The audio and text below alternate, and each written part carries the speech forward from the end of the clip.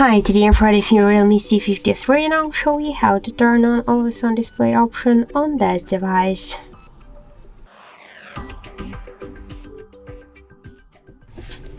So, unfortunately we have not installed by default the AD option, that's why we should get the Movie Search application from the Play Store. So in the search we'll enter the Movie Search and now we should get this first application. So tap now to the install button and wait a couple of seconds. Then just tap to open the app, click to draw over apps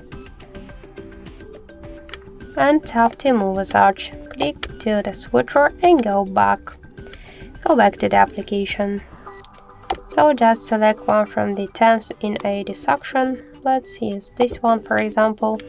Tap to apply, so let's lock the device.